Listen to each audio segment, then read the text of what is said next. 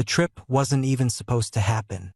3 weeks earlier, I'd been staring at my laptop after another 12-hour workday, wondering when my life had quietly become nothing but deadlines, grocery deliveries, and falling asleep with Netflix asking if I was still watching. I was 27, technically successful, financially comfortable, and completely burned out. So I did something impulsive. I booked 5 days off, grabbed my old camping gear from the storage unit, and searched for the most isolated campground I could find within driving distance. I wanted silence. No notifications. No meetings. No people asking me for favors.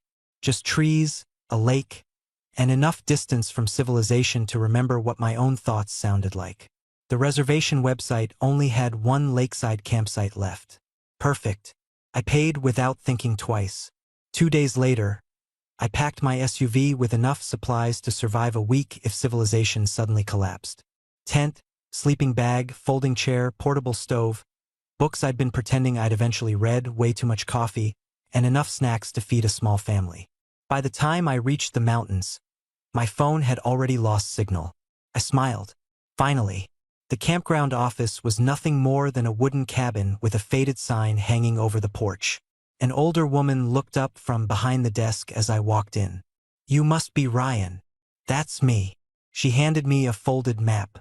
"Campsite 17. "I know. Lakeside." She frowned. Something about that single sound made me uneasy. She typed something into the computer again, then frowned even harder. "Oh. Nobody wants to hear an employee say, 'Oh. Is everything okay?'" She looked up with an apologetic smile. "It appears we have a small reservation issue." My stomach dropped. "What kind of issue?" She sighed. "The booking system duplicated one reservation." "Meaning?" She gave me an embarrassed look. "It thinks 2 different people own Campsite 17. I blinked. "How is that possible?" "Software update last week." "Of course. It doesn't happen often," she added. "I'd feel better if it never happened." She laughed. "So would we." Before either of us could figure out a solution, the front door opened behind me. Heavy hiking boots crossed the wooden floor. "You guys open?" I turned. The guy walking inside looked like he belonged in an outdoor equipment advertisement. Tall, broad shoulders, dark brown hair sticking out from beneath a baseball cap. Light stubble, a hiking backpack slung over one shoulder like it weighed nothing. He couldn't have been much older than me. 28, maybe 29. The woman behind the desk looked between us. "Dean." "Yeah." She smiled, the nervous smile of someone about to ruin 2 people's day. "I believe we've found your problem." He looked confused. "My problem?" She pointed at me. "You both reserved Campsite 17. Dean looked at me, then back at her, then back at me. "You're kidding." "I wish I was." He laughed once. Not because it was funny, because sometimes that's all you can do. "So." I folded my arms. "What now?" The woman clicked through several screens. Every few seconds her expression became more apologetic. "The campground is completely full." Dean sighed. "Seriously?" "I'm afraid so." "What about overflow camping?" "Closed for maintenance." He looked at me. I looked back. Neither of us had done anything wrong, which somehow made it even more annoying. She finally cleared her throat. "There is one possible solution." I already hated it. "What solution?" She smiled carefully. "The campsite is one of our largest." Silence. Dean slowly realized where she was going before I did. "No." She nodded. "Yes." I looked between them. "Wait." She clasped her hands together. "If you're both willing, you could simply share the campsite." Another long silence. Dean stared at the ceiling. I stared at the floor. She kept smiling hopefully. "No." Dean answered first. "I came here specifically to be alone." I nodded immediately. "Same." "I completely understand," she said. "But unless one of you wants to drive 2 hours back to town and hope another campground has availability." Neither of us answered, because she was right. Dean rubbed the back of his neck. "How big is the campsite?" "Nearly twice the normal size." She unfolded another map. One fire pit. Great. Two flat tent areas. Better. Private access to the lake. Dean sighed again. Of course, it's the best campsite. She smiled. It really is. I looked at him. He looked back. There was an awkward pause where both of us were silently calculating whether sharing a campsite with a complete stranger was better than wasting the entire trip.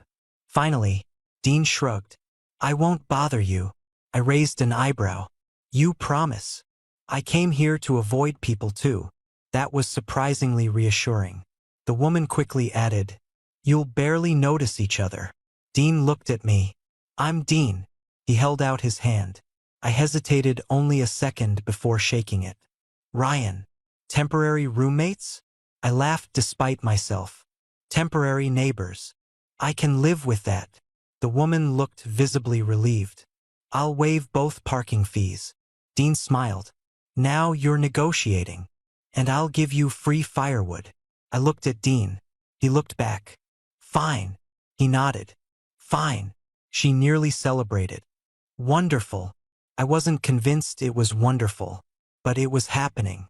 20 minutes later, we drove separately toward Campsite 17.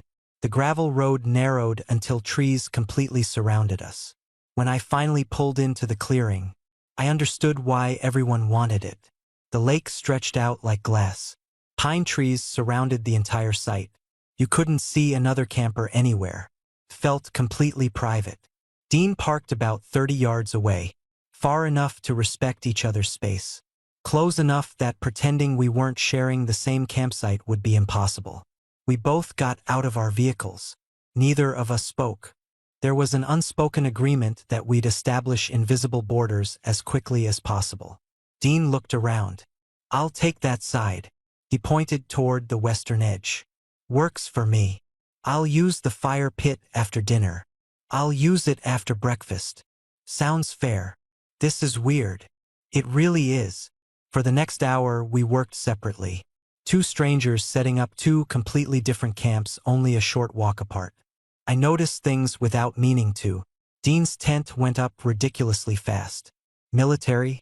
Former scout? Professional camper? Whatever it was, he'd clearly done this 100 times. Meanwhile, I spent 15 minutes fighting one stubborn tent pole. I heard him laugh once. Quietly. He pretended I hadn't noticed. I pretended I hadn't either. Eventually, both camps were finished. The silence returned. Not uncomfortable, just unfamiliar. As evening settled over the lake, I sat in my folding chair with a book I wasn't actually reading. Across the campsite, Dean was making coffee despite it being almost sunset. Who drinks coffee this late? Apparently he did. For several minutes we ignored each other. Then, you fish. I looked up. Dean held up a fishing rod. I shook my head. No. He nodded. Good. Good. Means there's more fish for me. I laughed. Fair point. That was the first real conversation we had. It lasted exactly 8 seconds. Then we both went back to pretending the other person wasn't there. It should have stayed that way. It would have, if the weather hadn't decided otherwise. The storm arrived without warning. 1 minute the lake reflected a perfect orange sunset. The next, the wind slammed through the trees hard enough to make both of our tents ripple. I looked up just as thunder rolled somewhere beyond the mountains. Seriously. Across the campsite, Dean looked toward the dark clouds gathering over the water. That doesn't look great. An understatement. Within 30 seconds, the temperature dropped. The air changed. Every camper knows that feeling, the strange stillness right before everything goes wrong. I stood. So much for a peaceful evening. Dean was already walking toward his SUV. We've got maybe 5 minutes. Rain hit before he finished the sentence. Not light rain. Not even normal rain. A wall of water. I barely had time to grab the camping chair before everything around me disappeared behind sheets of rain. Ryan. I looked toward Dean. He pointed at my tent. The rainfly. I turned. My heart sank. One side of the rainfly had come loose and was whipping violently in the wind. Oh, come on. I sprinted through the rain. The ground was already turning into mud beneath my boots. By the time I reached the tent, I was completely soaked. I grabbed one corner of the rainfly. The wind immediately ripped it out of my hands. You've got to be kidding me. Another gust bent one of the tent poles almost sideways. Great. Just great. Suddenly someone grabbed the opposite corner. Dean. Pull. We both leaned backward. The rain hammered against us so hard it almost hurt. I've got this side. I noticed. Stake. What? The stake came out. Of course it had. I dropped to one knee in the mud, trying to force it back into the ground while the wind fought every movement. Dean held the entire rainfly by himself. Almost there. I'm trying. Lightning flashed over the lake. Thunder followed almost instantly. Maybe we picked the wrong week to go camping. Dean laughed despite the situation. A little late for that.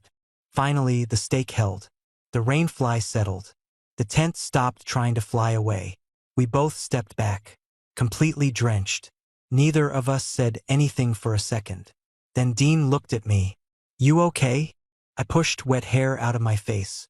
I've been better. He nodded toward my tent. Go check inside. I unzipped the entrance. The sleeping bag was dry. Most of my gear had survived. Not bad. See? He grinned. Crisis avoided. Almost on cue, a loud crack echoed somewhere nearby. We both turned. A thick tree branch crashed onto the empty space between our camps. Never mind, Dean muttered. The storm wasn't finished. For another hour, rain poured relentlessly. There was no point trying to cook dinner. No point sitting outside. No point pretending camping was relaxing anymore. I ended up sitting inside my tent listening to the rain hammer against the fabric. Then my stomach growled. Right. Dinner.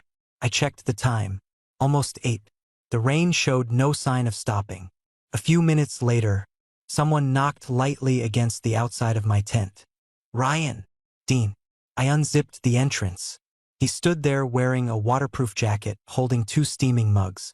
I made coffee. I stared at him. You made coffee during a thunderstorm? I have priorities. I couldn't help laughing. He handed me one mug. Thanks. He shrugged. I figured we both lost dinner. Pretty much. Another burst of rain splashed across the campsite. Dean glanced toward his SUV. I also have instant noodles. I looked at my unopened cooler. I have sandwiches. Trade. Deal. 10 minutes later, we were sitting beneath the small shelter attached to the campground information board, the only covered place within walking distance. Rain surrounded us from every direction. Dean slurped noodles. I ate a sandwich. Neither of us spoke much. Oddly, the silence felt less awkward now. Maybe because we'd already survived a minor disaster together. So, Dean looked toward the lake. What made you book this place? I thought about lying. Instead, I shrugged. Needed to disappear for a few days. Work. Mostly. What do you do? Software engineer. He nodded. That explains the coffee addiction. What about you? He smiled slightly. Wildlife photographer. That surprised me. I was expecting. What? I don't know. Construction. I laughed. Honestly, everybody guesses construction. I wasn't going to say it. You were thinking it. Maybe. He smiled. I spend most of the year traveling. Sounds amazing. It sounds better than it is. That wasn't the answer I'd expected. You don't like it? I love it. He stirred the noodles absent-mindedly. I just spend too much time alone. Something about the way he said it made me look at him differently. Until then, he'd seemed incredibly comfortable by himself. Now, not so much. You? He asked. You live alone? Yeah. Like it? I hesitated. I used to. And now? Now I can't tell if I'm enjoying the peace or hiding from people. Dean nodded slowly. I know that feeling. The conversation faded again. Rain continued falling. Darkness settled over the lake. It occurred to me that, under different circumstances, we'd probably never have spoken. 2 random people. 2 separate lives. 1 reservation mistake. Funny how something annoying could accidentally become interesting. Dean finished his noodles. You know. What? When I heard someone else had booked my campsite, you were annoyed. I was. So was I. He laughed. I figured I'd end up sharing it with someone who talked nonstop. You got lucky. So did you. We smiled. For the first time all evening. Felt natural. Not forced. Not polite. Just easy. Then another crack of thunder shook the mountains. Dean looked toward the sky. Think your tent survives the night? I hope so. If it doesn't. He nodded toward his larger tent. I've got plenty of room. I looked at him. He immediately raised both hands. Not in a weird way. I laughed. I know. I'm just saying. I appreciate it. Hopefully you won't need it. So do I. Neither of us knew that, less than 2 hours later, I absolutely would. I woke up to the sound of fabric tearing. For half a second I had no idea where I was. Then another loud snap echoed above me. No. Rain was still pounding the tent. Wind shoved against the walls hard enough to make the entire thing lean sideways. Something wasn't right. I grabbed my flashlight. The beam landed on the ceiling. One of the support poles had bent almost completely in half. You've got to be kidding me. As if waiting for me to notice, the pole finally gave up. Crack. The roof collapsed inward. Cold rain immediately poured through the opening. Oh, come on. I scrambled to pull my sleeping bag away before everything got soaked, but it was hopeless. Water was everywhere. The tent wasn't flying away anymore. It was simply folding in on itself. Another gust nearly ripped the entrance open. I knew when I was beaten. I grabbed the backpack I'd packed with valuables, shoved my laptop inside, threw on my rain jacket, and pushed through the flap into the storm. The rain hit like ice. Visibility couldn't have been more than 20 feet. Dean's side of the campsite was barely visible through the darkness. I hesitated. He'd offered, but it was 2 in the morning. I hated asking anyone for help, especially someone I'd met less than 12 hours earlier. Another section of my tent collapsed behind me. Decision made. I jogged across the campsite, boots sinking into the mud. By the time I reached his tent, I was soaked for the second time that day. I tapped the side. Dean. Nothing. I knocked a little louder. Dean. A zipper moved almost immediately. The entrance opened. His flashlight shined directly into my face, then lowered. Ryan. My tent lost the fight. He looked past me. Even through the rain he could see the collapsed shape where my tent used to be. Damn. I know. He didn't hesitate. Get inside. I ducked into the tent. Warmth hit almost instantly. Compared to outside, it felt luxurious. Dean zipped the entrance shut before turning toward me. You okay? I'm fine. You look frozen. I probably am. He reached into a storage bag. Towel. I accepted it gratefully. Thanks. You weren't kidding. No. He looked toward the rain. I thought yours might survive. So did I. He shook his head. This storm's ridiculous. For a few minutes, neither of us spoke. I dried my hair as best I could while Dean checked the weather forecast on a small emergency radio. No signal? I asked. Nope. Great. We're officially disconnected from civilization. He didn't seem bothered by that. Honestly, neither was I. Not anymore. Dean finally looked around his tent. It really was huge. There were 2 sleeping pads. Plenty of floor space. Enough room that sharing it didn't feel cramped. He scratched the back of his neck. So, I meant what I said earlier. I know. You can stay here. I smiled. I appreciate it. No problem. He pointed toward the empty side of the tent. Make yourself at home. This wasn't exactly how I imagined the trip. He laughed. Me neither. I laid my backpack beside the extra sleeping pad. Guess the campground owes us more than free firewood. Definitely. Outside, thunder rolled again. Dean opened another storage container. I've got spare blankets. You came prepared. I spend a lot of time outdoors. I can tell. He tossed me one. Then another. You always carry extras? I've learned weather doesn't care about your plans. Fair enough. I wrapped myself in one blanket while listening to the rain. Oddly, the situation should have felt awkward. Sharing a tent with someone I'd known for less than a day. Instead, it mostly felt practical. The storm had made the decision for us. Dean stretched out on his sleeping bag. "You snore," I laughed. "Not that anyone's complained." "Good. You?" "Nope. Perfect." Silence settled again. This time, it wasn't the distant silence we'd shared across the campsite. We were only a few feet apart, listening to the same rain, the same wind, the same occasional thunder. After several minutes, Dean spoke quietly. "I almost canceled this trip." I turned my head. "Really? 3 different times. Why?" He stared at the ceiling. "My brother convinced me to come." "You have a brother?" "Older." "You close?" "Yeah." "He said I needed to stop working." I smiled. "Sounds familiar. What about you?" "My sister." "You have one too?" "Younger." "Close." "Very." Dean nodded. "She probably told you to take a vacation." Almost word for word. He smiled. "Siblings know us too well." "They really do." The conversation drifted naturally after that. Family, travel, favorite national parks. The worst camping disasters we'd ever experienced. Mine involved raccoons. His involved a moose. The moose story was significantly better. "It stole your breakfast?" "My entire cooler." "I don't believe you." "I have pictures." I laughed so hard I nearly dropped my flashlight. "You photographed the moose?" "I photograph everything." "I'd love to see that." "I'll show you tomorrow." Tomorrow. Funny. Less than 24 hours ago, I'd hoped I wouldn't have to exchange more than 5 words with him. Now we were making plans for the next day.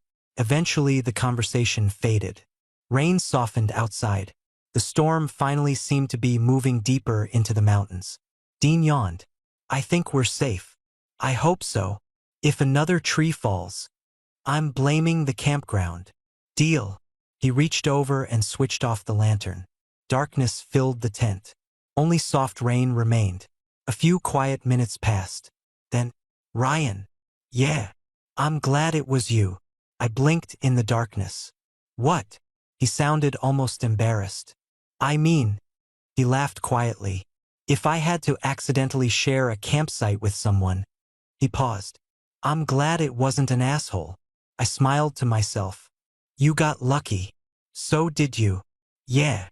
For reasons I couldn't explain, that simple exchange stayed with me. Maybe because it was honest. Maybe because I'd expected this trip to be lonely.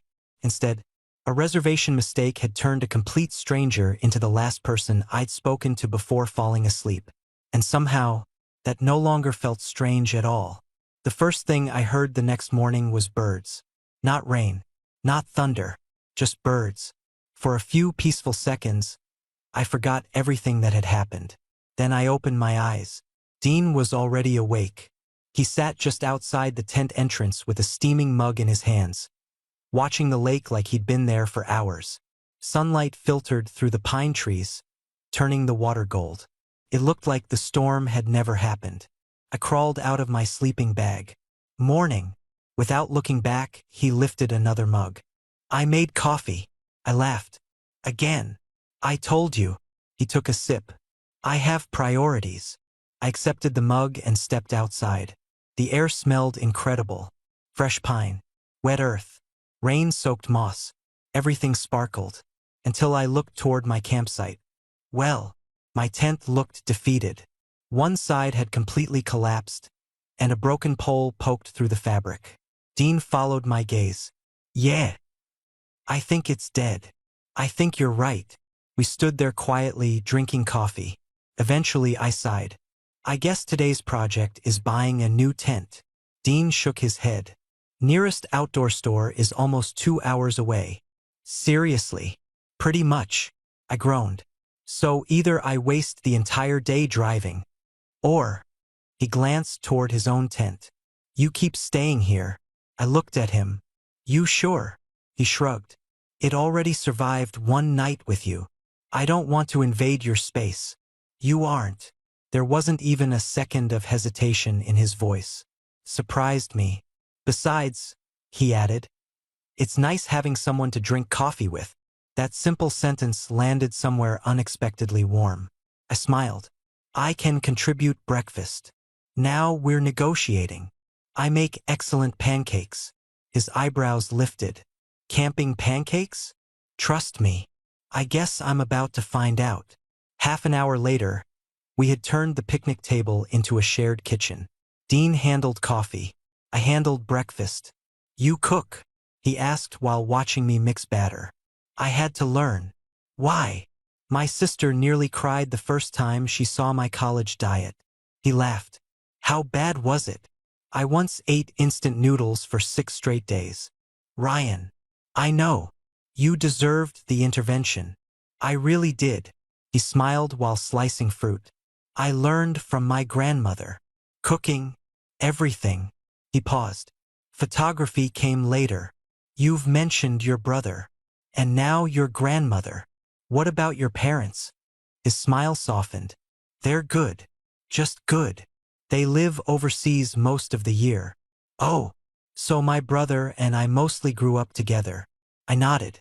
My parents still live 20 minutes from me. Lucky. I never appreciated it until recently. Dean looked thoughtful. It's funny. What? I spend my life traveling. And the older I get, he looked out across the lake. The more home matters. Something about that felt incredibly honest. Not dramatic, just true. After breakfast, we cleaned everything together almost automatically. Neither of us commented on it. It simply happened. So, Dean stretched. I was planning to hike around the lake. I nodded. I brought my camera. He grinned. I noticed. You noticed. It weighs half as much as your backpack. I like photography. His eyes lit up. Seriously. A hobby. Still counts. I mostly shoot landscapes. He smiled. Now I definitely have to show you something. He disappeared into his tent and came back carrying a professional camera with an enormous lens. Wow. You know cameras? A little. He handed it to me carefully. It felt surprisingly heavy. This thing costs more than my car. He laughed. Not quite. I don't even want to ask. I've had it for years. I carefully handed it back. I suddenly understand why you were so calm during the storm. What do you mean? You saved the camera before anything else. I definitely did. No shame. None. I laughed. Fair enough. The hiking trail circled the lake through dense forest. Neither of us rushed. Dean stopped every few minutes. Sometimes for birds. Sometimes for flowers. Sometimes because sunlight hit the trees in an interesting way. I watched him crouch beside a fallen log. What is it? He pointed without speaking. At first I saw nothing. Then, a tiny fox peeked out from beneath the roots. No way. Dean slowly lifted his camera. Click, click, click. The fox watched us for several seconds before disappearing into the woods. He lowered the camera with a quiet smile. Worth carrying the extra weight. I get it now. What? Why you love this? He looked around. You spend enough time out here. He smiled softly. You realize nature doesn't perform. It just exists. And somehow. He shrugged. That's relaxing. I understood exactly what he meant. We continued walking. Conversation came and went naturally. Comfortable silences no longer needed explaining. Around noon, we reached a wooden dock extending over the lake. Dean sat on the edge. I joined him. Neither of us spoke. The water barely moved. A fish jumped somewhere in the distance. You know. I skipped a small stone across the surface. I almost canceled too. He looked over. This trip. Oh. I kept thinking I'd just stay home. What changed? I realized. I smiled awkwardly. If I stayed home, I'd probably spend my vacation answering work emails. Dean laughed. You absolutely would. I know. He leaned back on his hands. So, any regrets? I looked around. The mountains, the lake, the fresh air. then at the stranger who didn't really feel like a stranger anymore. Not anymore. He smiled. Me neither. For a few seconds, neither of us looked away. Then both of us glanced toward the lake at exactly the same time.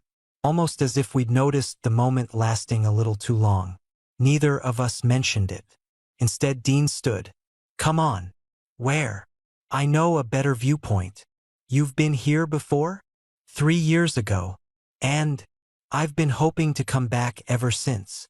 As we started walking again, I realized something that caught me completely off guard.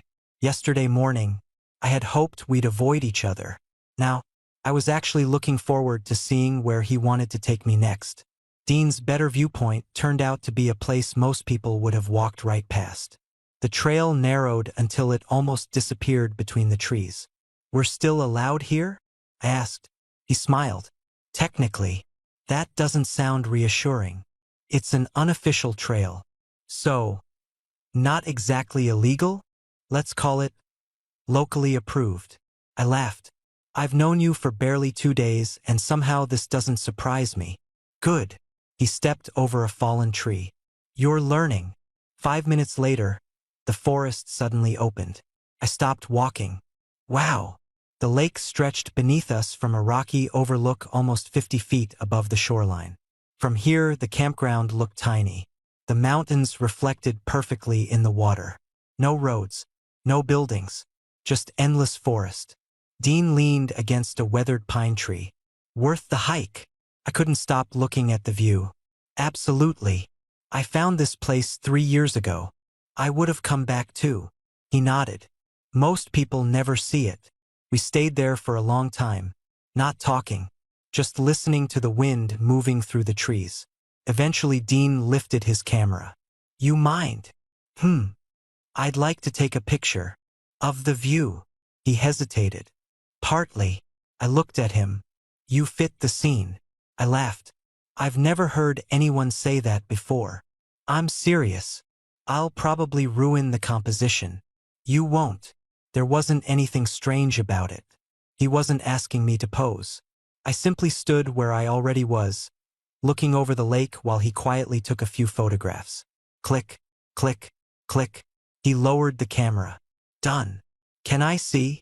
He walked over beside me and turned the screen around. For a second, I didn't recognize myself. I wasn't looking at the camera. I was smiling at the lake without realizing it. The mountains filled the background. Sunlight caught the edge of my jacket. That's actually really good. Dean looked almost embarrassed. You make it easy. I glanced at him. No. I smiled. I think you're just talented. He rubbed the back of his neck. Thanks. There was something unexpectedly shy about the way he accepted compliments. I hadn't noticed it before.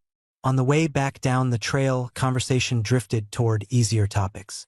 So, Dean asked, what's your worst job? I didn't even have to think. Tech support. He laughed immediately. That bad? A customer once insisted the internet was broken because his coffee machine stopped working. You're joking. I wish. What was actually wrong? He unplugged the router to charge his phone. Dean burst out laughing. I don't believe people like that exist. They absolutely do. He shook his head. Okay. My turn. Worst photography assignment? He sighed dramatically. A luxury resort. That sounds terrible already. They wanted authentic wilderness photos. So, they kept asking me to move wild animals closer to the cabins. I stared at him. What? Can you ask the deer to stand over there? I nearly doubled over laughing. No. I wish I were making that up. You told them no? I asked if they'd like me to negotiate with the bears too. That only made me laugh harder. By the time we reached the lake again, both of us were still smiling. The afternoon passed surprisingly quickly. Dean spent an hour photographing birds near the shoreline. I sat nearby reading, or at least pretending to read. Every now and then I'd glance up. Watching someone work when they genuinely loved what they were doing was strangely fascinating. He became incredibly patient, completely focused, as if nothing else existed. At one point, he lay flat on the ground just to photograph a turtle. Comfortable, I called. Without looking up, he answered, very. Liar. I regret nothing. I shook my head, laughing. You photographers are weird. We absolutely are. Later that evening, we finally used the fire pit together. Neither of us suggested taking turns anymore. It simply felt unnecessary. Dean added another log to the fire. I've been thinking. That sounds dangerous. It usually is. I smiled. Go on. I'm still feeling guilty. About what? The reservation. I frowned. You didn't do anything. I know. But if I hadn't booked this campsite, you would have had a peaceful vacation. So would have you. I poked at the fire with a stick. Maybe. He looked across the flames. You don't sound convinced. I thought about it for a moment, then admitted something I hadn't expected to say. I don't think I'd have talked to anyone all week. Dean nodded slowly. I probably wouldn't either. Silence settled again. The fire cracked softly. Somewhere across the lake, an owl called into the darkness. You know what's funny? I asked. What? Yesterday morning. I smiled. I was hoping you'd stay on your side of the campsite. He laughed. I noticed. You noticed. You looked disappointed when you saw me. I wasn't disappointed. You absolutely were. I was surprised. You sighed. I did not sigh. He pointed at me dramatically. You definitely sighed. I couldn't help laughing. Fine. I sighed. He grinned triumphantly. I knew it. What about you? I thought you looked like someone who'd report me for making too much noise. I've never reported anyone in my life. I know that now. The conversation faded naturally after that. Neither of us rushed to fill the silence anymore. It had become comfortable, almost familiar. The fire burned lower. Stars slowly appeared overhead. I looked up. I forgot there were this many. Dean followed my gaze. City lights hide everything. Yeah. He leaned back in his chair. I think that's why I keep coming out here. The stars. He smiled. No. The perspective. I looked at him. My problems always seem enormous until I spend a night under a sky like this. I understood exactly what he meant. I've missed this. So have I. We stayed by the fire much longer than either of us had planned, talking about childhood memories, favorite books, places we'd always wanted to visit. At some point, I realized something strange. It didn't feel like meeting someone new anymore. It felt like continuing a conversation we'd somehow started years ago. And that realization caught me completely off guard. When the fire had almost burned out, Dean stood and stretched.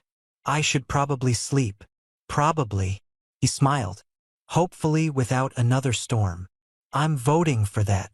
He took a few steps toward the tent before stopping, then turned back. Ryan. Yeah. His expression softened into a small, genuine smile. I'm really glad the reservation system messed up. For a moment, I forgot how to answer. Then I smiled back. Yeah. So am I. Neither of us realized it yet. But somewhere over the last 2 days, this had quietly stopped feeling like an inconvenience and started feeling like the best accident either of us had experienced in a very long time. The next morning was the first one that felt completely normal. Not because anything about the situation was normal, but because somewhere along the way we'd stopped acting like strangers. I woke to the smell of coffee. Again, I laughed before I even opened my eyes. You know, I said from inside the tent, you're becoming predictable. Dean's voice came from outside. I'll take that as a compliment. It wasn't. It absolutely was. I unzipped the tent. He was sitting on the same fallen log as yesterday, one mug already in his hands and another waiting beside him. You made enough for both of us. I've learned. Learned what? That you become much friendlier after caffeine. I accepted the mug. That's probably true. I know it is. We sat quietly watching the lake. The surface was perfectly still again. It was hard to believe a storm had nearly destroyed the campsite less than 2 days earlier. Dean glanced toward the remains of my tent. So, So, you really don't want to drive into town? I sighed. Not today. Good. I looked over. Good. He shrugged casually, but there was something almost hopeful in his expression. I was thinking we could rent a canoe. I blinked. They rent canoes here? At the dock. I didn't even notice. You were busy fighting your tent. Fair point. He smiled. So, I looked out across the lake. It was impossible to say no. I'm in. An hour later, we were pushing a bright green canoe into the water. The older man at the rental dock had looked at us with a grin. Beautiful day for it. Dean nodded. Finally. The man laughed. You boys earned this weather. Apparently everyone in the campground had survived the storm together. I climbed carefully into the front of the canoe. Dean settled into the back. You've done this before? I asked. A few hundred times. Seriously. Occupational hazard. Good. I picked up the paddle. Because I haven't. I guessed. You guessed. You almost sat in backwards. I did not. You absolutely did. I rolled my eyes. You're never letting anything go, are you? Probably not. Once we were away from shore, the campground disappeared behind the trees. Only water surrounded us. The canoe drifted effortlessly. I dipped the paddle into the lake. So, Dean looked relaxed for the first time since we'd met. What were you like as a kid? I laughed. That's random.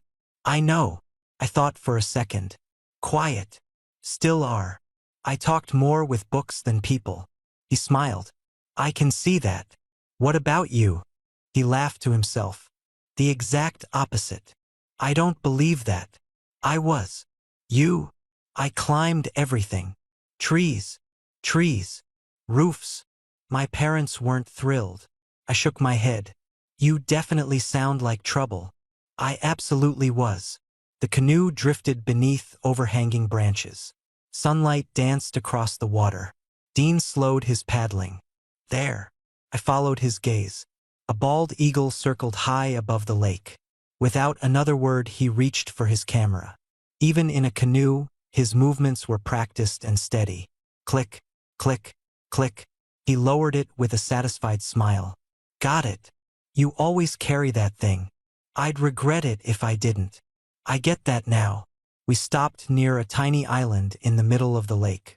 Not much more than a cluster of rocks and pine trees. Dean tied the canoe loosely to a branch. No camping allowed, he said. But we're allowed to stretch our legs. The island couldn't have taken more than 5 minutes to walk across. Still, it felt like discovering somewhere secret. We found a smooth rock overlooking the water. I sat down. Dean joined me a moment later. Neither of us rushed to leave. This is nice, I said quietly. It is. I don't think I've relaxed this much in years. He looked toward the distant mountains. I was hoping you'd say that. I turned toward him. You were. He nodded. When we first met. He laughed. You looked exhausted. I was. No. He looked at me for a moment. You looked tired. There was a difference. I knew exactly what he meant. I guess I was. He nodded slowly. I've been there. We fell silent again. The breeze moved gently through the trees. A fish disturbed the otherwise perfect reflection below us. After a while, Dean spoke again. Can I tell you something? Sure. I almost didn't become a photographer. That surprised me. What were you going to do? My dad wanted me to study business. And I tried. He smiled faintly. For almost a year. What happened? I realized I dreaded every morning. I understood that feeling. So you quit. I did. Were they angry? For a while. And now? They tell everyone I'm a photographer. I smiled. They came around. Eventually. He skipped a pebble across the lake. What about you? What about me? If money didn't matter. He looked genuinely curious. What would you do? The question caught me completely off guard. I opened my mouth, then closed it again. I honestly didn't know. Dean noticed. You've never thought about it. No. He nodded gently. Maybe that's something worth figuring out. For some reason, That simple sentence stayed with me. Not because he was trying to give advice. He wasn't. He was simply curious. And somehow, I realized I'd spent years planning promotions, deadlines, and projects, without ever asking myself what actually made me happy. The realization was uncomfortable. But not because of Dean. Because he was right. Completely right. We sat there until neither of us felt like talking anymore. Eventually Dean stood and offered me a hand. "Come on." "Where now?" He smiled. "I know another place." I laughed. "Of course you do. Trust me." "I probably shouldn't." "You definitely should." I took his hand only long enough to stand, and he let go immediately. The gesture was casual. Natural. Neither of us thought twice about it. Then we climbed back into the canoe. Neither of us noticed the older couple watching from another boat nearby. The woman smiled knowingly at us. Her husband leaned over and whispered something. She laughed. Dean and I were too busy arguing over whose paddling was worse to notice. On the way back to shore, neither of us mentioned the couple in the other canoe. Mostly because we hadn't noticed them. We were too busy trying to paddle in the same rhythm. "Ryan, I'm trying." "No." Dean laughed. "You're splashing me." "I'm absolutely not." "You absolutely are. I've never done this before." "I can tell." I deliberately dipped my paddle a little deeper. Water sprayed directly toward him. He stared at me. "Really?" I grinned. "That one was intentional. So we're doing this now." "I guess we are." He shook his head. "Oh, you're making a mistake." 5 seconds later his paddle sent an even bigger wave in my direction. "Dean!" He laughed so hard the canoe drifted sideways. "I warned you." "You started it." "I definitely didn't." For the next few minutes we behaved like two 12-year-olds. The canoe zigzagged across the lake while both of us insisted the other one was responsible. Eventually we were laughing too hard to keep splashing each other. "I surrender," I said. "You should." "My shirt's soaked." "Justice." "I hate you." "No, you don't." The words slipped out naturally. Neither of us reacted. Because he was right. Back at the campsite, we pulled the canoe onto the dock. The older man who had rented it to us looked between us. "You boys have fun?" Dean nodded. "Definitely." The man smiled. "I figured." "How?" "You came back laughing." He shrugged. "That's usually a good sign." As we walked back toward the campsite, Dean nudged my shoulder lightly. "He's right." "About what?" "You laughed more today than yesterday." I thought about it. He wasn't wrong. "I guess I did." He smiled. "I like that." The comment was simple, completely casual. Still, I found myself smiling for the rest of the walk. That afternoon passed lazily. No hiking, no plans. Just reading, coffee, and occasional conversation whenever one of us felt like speaking. At some point, I looked up from my book. Dean was sorting through photographs on his camera. "You ever delete any?" "Thousands." "Really?" "Oh yeah." He turned the screen toward me. "I might take 500 pictures. And keep. Maybe 20. I whistled softly. "That's brutal." He shrugged. "The bad ones help me find the good ones." I watched him scroll through images. Birds. Mountains. The fox from yesterday. Then, the photograph he'd taken of me at the overlook. I smiled. "You kept that one." He hesitated for the first time all day. "Yeah. I thought you said you only keep the good ones." He looked at the screen. "I do." Our eyes met for a brief second. Then both of us looked away. Neither of us said anything else. But the silence felt different. As evening settled over the campground, more campers gathered near the communal fire pit by the lake. Music drifted softly through the trees. Someone was roasting marshmallows. Children chased each other between the picnic tables. Dean looked toward the lights. "You want to go?" I followed his gaze. "I thought you came here to avoid people." "I did." "So did I." He smiled. "But maybe one evening won't hurt." I considered it. Honestly, a week ago I would have said no without thinking. Now, sure. The gathering was small. Maybe 15 people. Mostly couples and families. The atmosphere felt relaxed. Nobody paid much attention to us. We found 2 empty chairs near the fire. An older woman offered us roasted corn. Dean accepted immediately. I laughed. "You trust strangers too easily." She overheard me. "Honey," she smiled warmly, "I've been camping here for 20 years. Dean looked at me triumphantly. "See, I stand corrected." The woman glanced between us. "How long have you boys been together?" I blinked.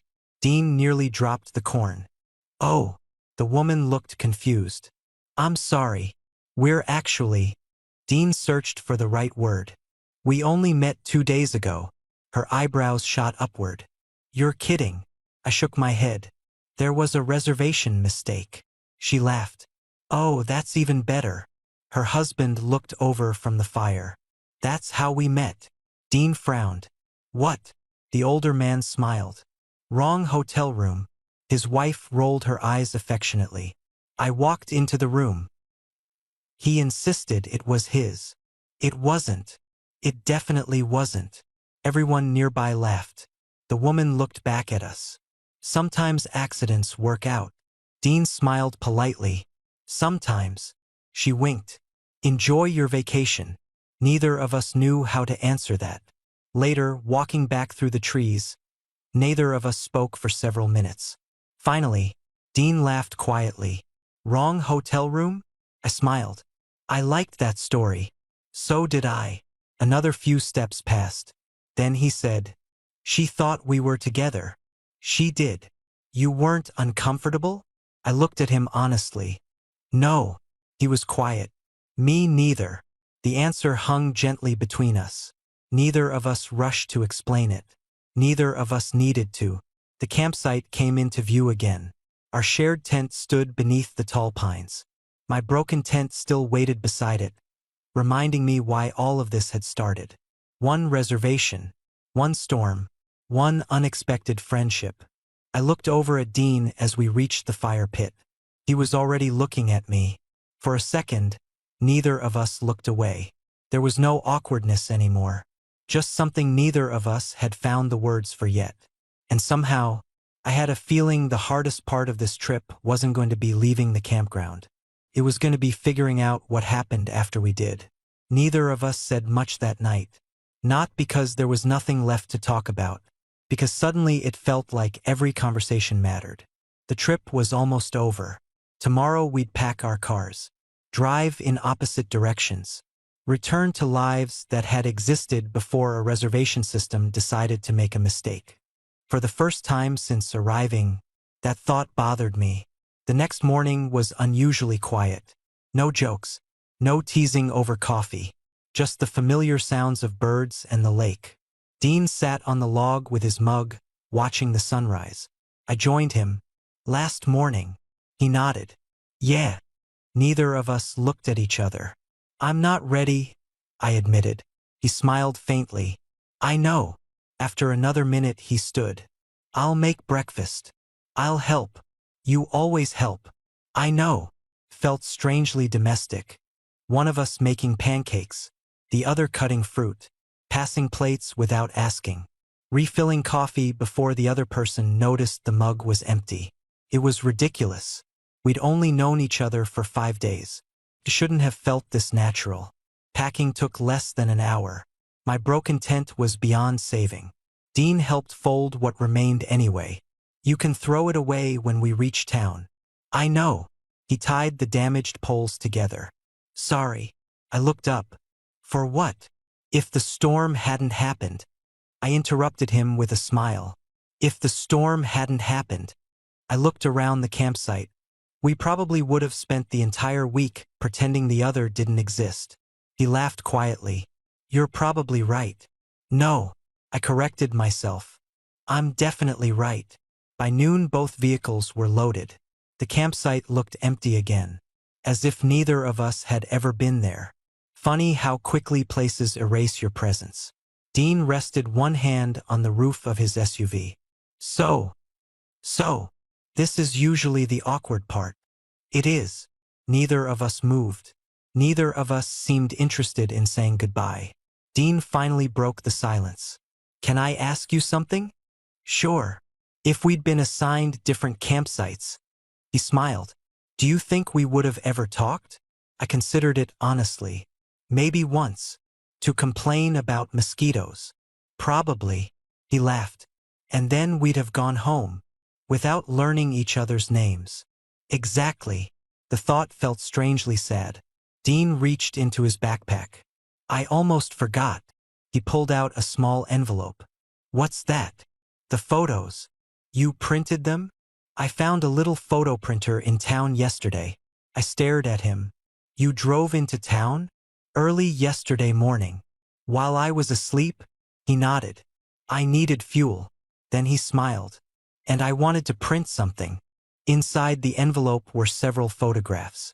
The fox, the eagle, the lake at sunrise, the canoe, the mountains, and finally, the picture of me standing at the overlook. I looked at it for a long moment. I don't even know what to say. You don't have to. I've never liked pictures of myself. What about that one? I smiled. I do. Good. Thank you. I reached into my own backpack. I've got something too. Dean looked surprised. You do. I handed him the novel I'd been carrying all week. Inside the front cover I'd written a short note. For the guy who accidentally became the best part of this trip. Next time, let's plan it instead of letting the reservation system do it. He read it twice, then looked up. Ryan, I know it's not much. He closed the book carefully. It's perfect. Another silence. Longer this time. Neither of us wanted to be the one who ended it. Finally, Dean laughed softly. This feels ridiculous. What does? We've known each other less than a week. I know. And somehow. He searched for the words. It doesn't feel like it. No, it really doesn't. He looked down for a second, then back at me. I don't really believe in coincidences. You don't. No. But. He smiled. I'm glad this one happened. I took a slow breath. So am I. He hesitated. Ryan. Yeah. When you said. He rubbed the back of his neck. That you didn't know what you'd do if money didn't matter. I remember. Have you thought about it? I nodded. Since we talked. And. I smiled. I think I'd travel more. His eyes lit up. Really? Yeah. I forgot how much I enjoy seeing new places. He laughed. I might know a photographer who could recommend a few. I was hoping you'd say that. He reached into his pocket. Give me your phone. I handed it over. He entered his number, then handed it back. There. So this isn't goodbye? He looked at me like the answer should have been obvious. I never intended it to be. I smiled. Good. Good. I was trying to figure out how to ask without sounding weird. Dean laughed. You would have failed. I probably would have. We hugged. Briefly. Naturally. The kind of hug shared between two people who both understood that something important had happened, even if neither of them fully knew what it meant yet. When we stepped back, Dean smiled. So, next trip. I nodded. Next trip. No reservation mistakes this time. Definitely not. He grinned. Although. What? They worked out pretty well. I laughed. They really did. I watched his SUV disappear down the gravel road. For a few moments I just stood there, listening. The campground was quiet again. Exactly the kind of silence I'd come looking for. Only now, it didn't feel nearly as appealing. 3 weeks later, my phone buzzed while I was sitting at work. Dean. Found another campground. A second message arrived almost immediately. This time I booked 2 different campsites. I laughed. Then the third message appeared. Just kidding. A fourth followed. 1 campsite. On purpose. I stared at the screen, smiling like an idiot in the middle of the office. For the first time in years, the thought of another trip didn't feel like running away from my life. It felt like running toward something. I typed my reply. Send me the dates. His answer came less than 10 seconds later. Already did. Maybe some stories begin because 2 people make the right decision. Ours began because a computer made the wrong one. and neither of us ever wanted that mistake corrected.